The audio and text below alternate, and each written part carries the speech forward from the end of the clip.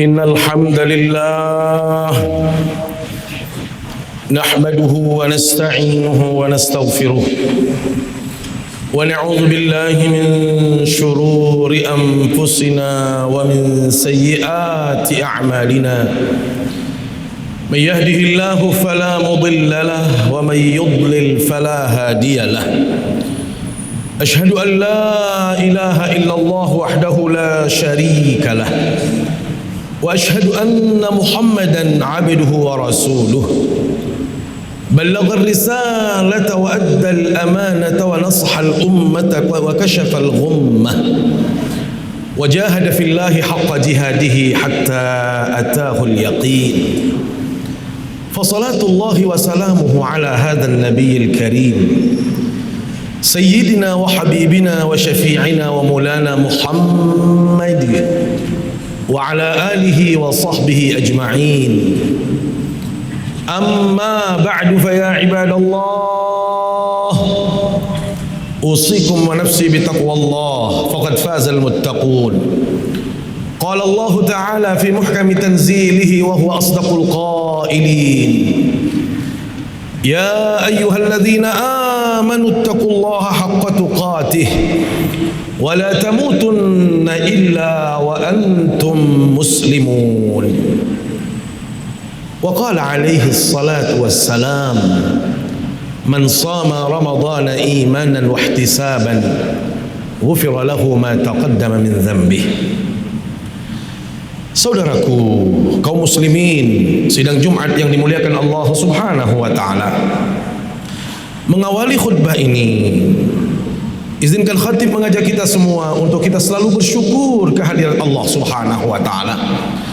Karena kita yakin dan merasakan begitu banyak kenikmatan yang Allah berikan kepada kita semua. Sampai detik ini kita masih dalam keadaan sehat walafiat, masih bisa beraktivitas, bisa melakukan beragam kegiatan, termasuk hadirnya kita di majelis yang mulia ini. Semua itu karena nikmat dan karunia Allah Subhanahu wa taala. Semoga seluruh yang hadir di sini tergolong orang-orang yang pandai bersyukur kepada Allah Subhanahu wa taala. Karena bila mana kita bersyukur kepadanya, yakin Allah Subhanahu wa taala akan meridai kita. Allah akan memberikan ganjaran yang berlipat ganda bagi kita semua. Dan yang paling penting lagi, Allah akan menambahkan kenikmatan-kenikmatan lainnya dalam kehidupan kita. Salawat serta salam selalu kita sampaikan ke hadapan baginda Rasulullah sallallahu alaihi wasallam. Panutan kita, teladan kita dalam semua aspek hidup dan kehidupan. Bagaimana berakidah yang kuat, beribadah yang benar, berakhlak yang mulia, bermuamalah dengan cara yang baik. Semua itu sudah dicontohkan oleh baginda Rasulullah sallallahu alaihi wasallam. Bila mana kita meneladani beliau, maka yakin kita semua akan mendapatkan syafaatnya di hari kiamat kelak. Amin ya rabbal alamin. Sidang Jumat yang dimuliakan Allah Subhanahu wa taala, di dalam satu kitab yang namanya Lataiful Ma'arif yang ditulis oleh Al-Imam Ibn Rajab Al-Hambali, beliau mengatakan bahwasanya nilai ibadah seseorang di hadapan Allah minimal dipengaruhi oleh dua faktor. Artinya, bila mana ada dua faktor ini dalam ibadah kita, maka yakin kita semua akan mendapatkan pahala yang berlipat ganda di sisi Allah Subhanahu wa taala. Apa dua faktor yang dimaksud oleh beliau? Yang pertama adalah syaraful makan, tempatnya yang mulia, tempatnya yang baik kita melakukan ibadah, maka nilai ibadah itu berlipat ganda di hadapan Allah Subhanahu wa taala. Mana tempat yang baik di muka bumi ini? Jelas, masjid adalah tempat yang paling mulia, tempat yang terbaik. Bila mana kita melakukan ibadah, maka bila seseorang itu melakukan ibadahnya di masjid, maka dipastikan dia akan mendapatkan pahala yang berlipat ganda di sisi Allah Subhanahu wa taala. Saya ambil contoh satu hadis Rasul sallallahu alaihi wasallam, bagaimana Allah memuliakan mereka-mereka yang berjalan menuju masjid, mereka-mereka yang beribadah di masjidnya Allah Subhanahu wa taala. Rasul sallallahu alaihi wasallam bersabda, "Ala adullukum ala ma yamhu bihil khataya wa yarfa'u bihid darajat?" Maukah kalian, kata Rasul, saya tunjukkan perkara-perkara yang bisa menghapuskan dosa kalian di hadapan Allah dan sekaligus mengangkat derajat Anda di sisinya. Maka beliau katakan 3 perkara. Yang pertama adalah isbaghul wudu 'alal makarih. Anda menyempurnakan tata cara kita berwudu, terutama di saat kita takut memegang air karena faktor cuaca atau faktor lainnya. Yang kedua, kasratul khuta ilal masajid. Sering-seringlah Anda melangkahkan kaki kita menuju masjid. Dan yang ketiga adalah intidharus salah ba'da salah. Menunggu waktu salat. Selesai kita melaksanakan satu salat, terutama sekali salat maghrib isya, maka itulah yang akan menjadi penyebab kita akan diangkat derajat, kemudian kita dihapuskan dosa kita di sisi Allah Subhanahu wa taala. Belum lagi kalau kita berbicara yang lain tentang masjid, yang pasti masjid adalah tempat yang mulia, maka pastikan kita semua hadirin mata Allah melaksanakan kegiatan-kegiatan ibadah kita, terutama salat berjamaah, agar kita memakmurkan masjid yang kita cintai ini. Yang kedua, yang bisa mempengaruhi nilai ibadah seseorang di sisi Allah adalah syarafuz zaman. Waktunya yang tepat, waktunya yang mulia, timingnya yang baik kita melakukan ibadah, maka ibadah itu akan berlipat ganda nilainya di sisi Allah Subhanahu wa taala. Pertanyaannya, mana waktu yang terbaik kepada Allah? Jelas, bulan Ramadan tidak ada yang bisa menandinginya. Ramadan bagi kita adalah bulan yang spesial, bulan yang istimewa, bulan yang diberikan begitu banyak kebaikan oleh Allah Subhanahu wa taala. Saya ambil satu contoh saja, kemuliaan yang Allah berikan di bulan Ramadan ini sebagai penyemangat kita untuk melakukan ibadah. Bukankah Rasul sallallahu alaihi wasallam menegaskan, fihi lailatun khairum min alfi syahr? Di bulan Ramadan ini ada satu malam yang merupakan bonus yang luar biasa yang Allah berikan kepada kita hambanya, yang bila mana kita fokus ibadah di malam itu, maka nilai ibadah kita lebih baik daripada seseorang yang beribadah 1000 bulan lamanya. Atau perkiraan secara hitungan matematis kurang lebih 83 tahun lamanya kita beribadah. Pertanyaan saya, hamba Allah, adakah di antara kita yang bisa beribadah 83 tahun? Sepertinya sulit sekali. Kenapa? Karena usia kita saja tidak sampai 83 tahun.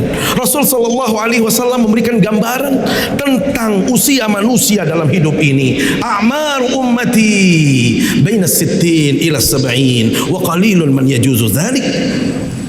Umur kebanyakan manusia, kata Rasul sallallahu alaihi wasallam, berkisar antara 60 sampai 70 tahun. Kalau ada orang yang lebih dari 70 tahun, bisa dihitung dengan jari jemari kita. Itu kata Rasul sallallahu alaihi wasallam. Artinya, hadirat Allah, umur kita sudah bisa kita tebak, kisarannya adalah 60 sampai 70 tahun. Maka hadirat Allah, saya ingin mengingatkan diri saya pribadi dan kita semua, kalau kita sudah merasa mendekati 60 tahun, maka kita harus lebih banyak muhasabah. Kita harus lebih semangat lagi beribadah, terutama sekali di momentum yang terbaik ini, di bulan Ramadan. Kalau ada di antara saudara-saudara saya yang sudah mendekati 60 tahun masih suka bermaksiat, masih suka melakukan dosa, hati-hati, jangan sampai kita menyesali kehidupan ini. Rasul sallallahu alaihi wasallam memberikan satu penegasan bagaimana cara kita menyikapi bulan Ramadan. Ya baghiyal khair aqbil. Wahai orang yang ingin kebaikan, orang yang menginginkan balasan yang banyak, pahala yang berlimpah, terimalah kedatangan bulan suci Ramadan ini dengan penuh sukacita. Wa ya baghiyasy syarri aqsir. Wahai orang-orang yang masih suka melakukan dosa, masih banyak maksiat kepada Allah Subhanahu wa taala, mari kita tinggalkan maksiat itu. Mari kita berhenti dari dosa-dosa yang kita lakukan. Kenapa? Karena ini adalah momen yang sangat baik. Karena itu Allah, salah satu di antara kemuliaan yang Allah berikan kepada kita bagi umat Islam, bila mana kita bisa beribadah, maka nilai ibadah kita bisa melebihi orang yang beribadah 83 tahun. Maka bila mana ada orang yang diberikan kesempatan saat ini, diberikan peluang oleh Allah untuk berjumpa dengan bulan suci Ramadan seperti saat ini, lantas kita tidak ada motivasi yang tinggi untuk beribadah, tidak ada semangat yang kuat untuk melakukan kebaikan, alangkah meruginya seseorang. Ingat, kalau dalam kitab Riyadhus Shalihin itu ada satu bab khusus tentang al-mujahadah, semangat tinggi untuk melakukan kebaikan. Ambil contoh hormat Allah baginda Rasul sallallahu alaihi wasallam. Beliau itu sebagaimana yang diriwayatkan dari Aisyah radhiyallahu anha, istri tercinta beliau, kana sallallahu alaihi wasallam yaqumul lail hatta yatafattara qadama. Rasul sallallahu alaihi wasallam setiap malamnya beliau bangun untuk salat malam. Begitu lamanya beliau salat sampai gemetaran kaki beliau, menggigil kaki beliau. Saking lamanya berdiri. Maka Aisyah radhiyallahu anha sebagai istrinya benar-benar melihat kondisi Rasul SAW dalam keadaan sedih, kasihan. Apa kata Aisyah radhiyallahu anha? Lima tasna'u hadha ya Rasulullah? Kenapa engkau salat seperti ini ya Rasulullah? Alisa wa qad ghafarallahu laka ma taqaddama min dhanbika wa ma ta'akhkhar? Bukankah engkau sudah dijamin oleh Allah semua dosamu, baik yang sudah lewat maupun dosa yang belum engkau lakukan, sudah dijamin, sudah diampunkan oleh Allah Subhanahu wa taala.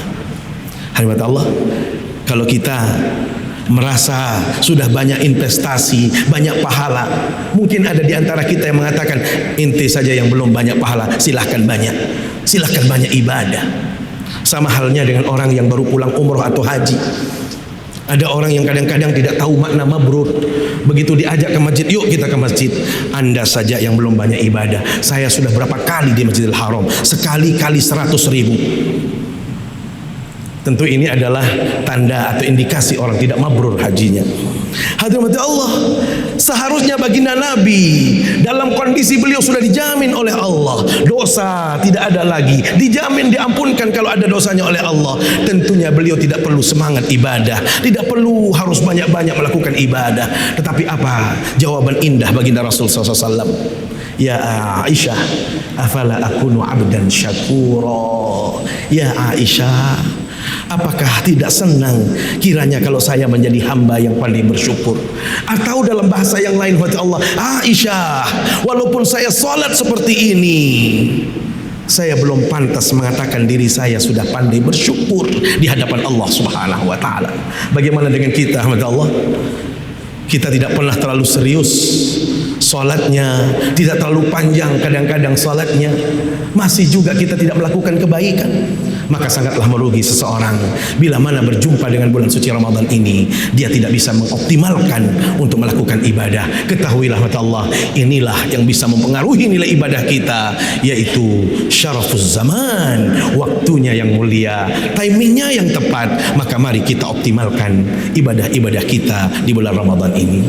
Saya pikir demikian khutbah singkat yang dapat kami sampaikan. Semoga memberikan tambahan ilmu dan informasi untuk kita benar-benar bisa mengoptimalkan diri kita melakukan kebaikan di bulan Ramadan yang mulia ini.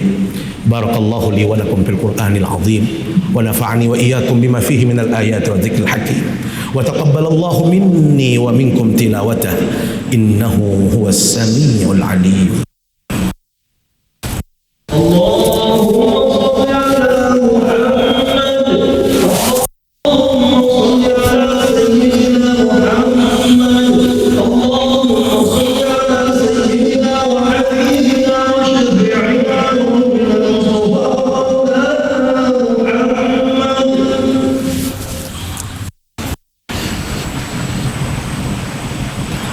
Alhamdulillahi Rabbil Alamin والعاقبة للمتقين ولا عدوان إلا على الظالمين أشهد أن لا إله إلا الله وحده لا شريك له وأشهد أن محمدا عبده ورسوله اللهم صل وسلم وبارك على سيدنا وحبيبنا وشفيعنا ومولانا محمد وعلى آله وصحبه أجمعين.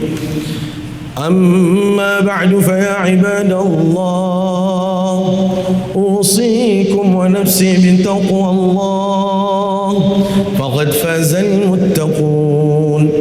قال تعالى: يا أيها الذين آمنوا اتقوا الله حق تقاته ولا تموتن إلا وأنتم مسلمون. واعلموا أن الله سبحانه وتعالى صلى على نبيه قديما ولم يزل قائلا عليما، فقال تعالى: إن الله وملائكته يصلون على النبي يا أيها الذين آمنوا صلوا عليه وسلموا تسليما. وارض اللهم على 4 الخلفاء الراشدين أبي بكر وعمر وعثمان وعلي، وعلى بقية الصحابة والتابعين وتابع التابعين ومن تبعهم إلى يوم الدين. ادعوا الله وأنتم موقنون بالإجابة. اللهم اغفر للمسلمين والمسلمات والمؤمنين والمؤمنات الأحياء منهم والأموات، إنك سميع قريب مجيب الدعوات وقاضي الحاجات. اللهم أعز الإسلام والمسلمين وأهلك الكفرة والمشركين أعداءك أعداء الدين ومن والاهم يا رب العالمين. اللهم أصلح ولاة أمورنا ووفقه لما تحبه وترضاه يا رب العالمين. اللهم تقبل منا دعاءنا وصلاتنا وقيامنا وركوعنا وسجودنا وصيامنا وتراويحنا وجميع عباداتنا، وتمم تقصيرنا يا الله يا حي يا قيوم. ربنا آتنا في الدنيا حسنة وفي الآخرة حسنة وقنا عذاب النار، والحمد لله رب العالمين. عباد الله، إن الله يأمر بالعدل والإحسان وإيتاء ذي القربى وينهى عن الفحشاء والمنكر والبغي يعظكم لعلكم تذكرون. فاذكروا الله يذكركم واشكروه على نعمه يزدكم ولذكر الله أكبر. أقيموا الصلاة.